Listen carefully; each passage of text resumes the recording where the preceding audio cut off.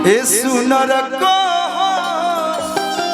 दे दो न जगह अपना दिल में।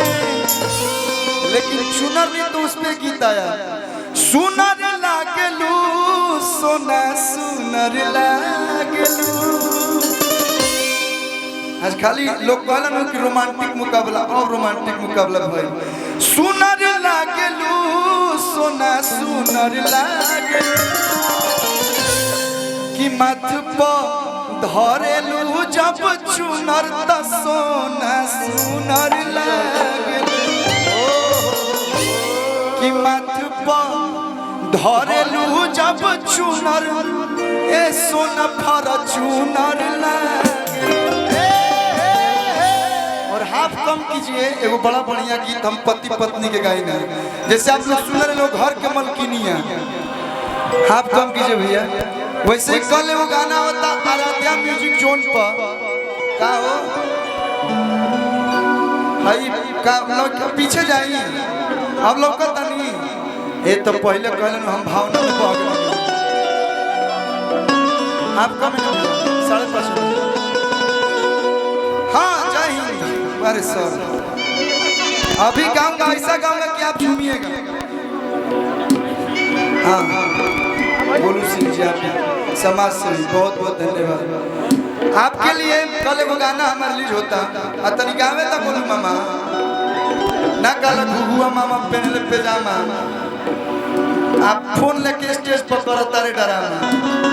लेकिन भैया ना ना ना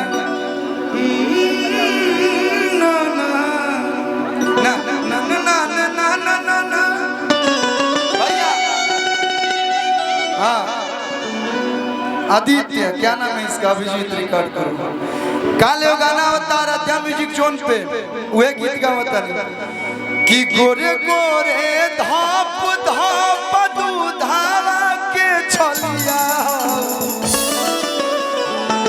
गोरे गोरे धाप धाप अरे दूधावा के छलिया हो, सीधा साधा मारा दके मेहरी बवलिया हो।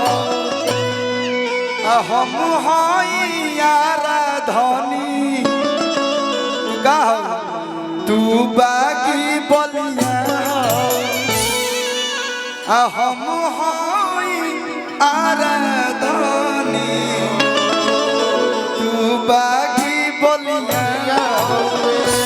बलिया वाली बहुत लड़ली सब देखे हम एगो किया। लेकिन कहे के बाकी गज पे डरामा कोइले।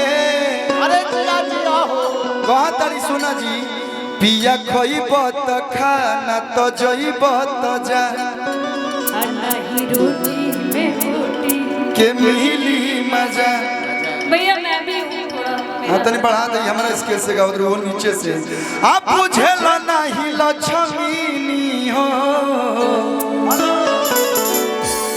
तो जी आपके भाई कहा था एगो दूगो के बाद रिकॉर्डिंग डांस कर देंगे कि गज पे डरामा कोइले अबड़ू मलकिनी हो।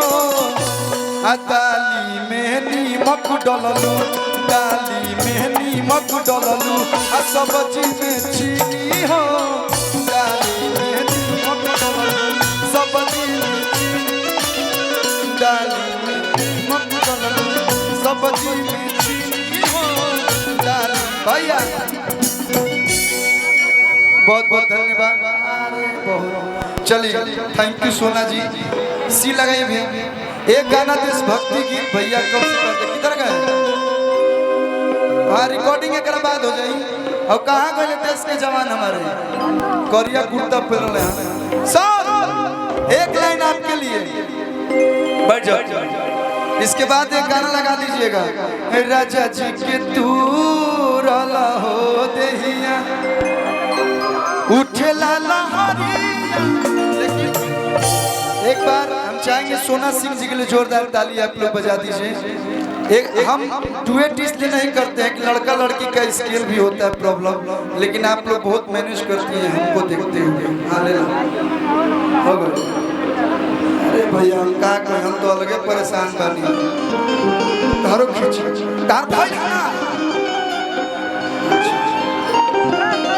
नचया गवा नहीं तो टंगवा ले हो हई बघवा के बाघ जिला बगसर है, लेकिन हमें जगह कि हई लइकन के बुझा जानी लफुआ।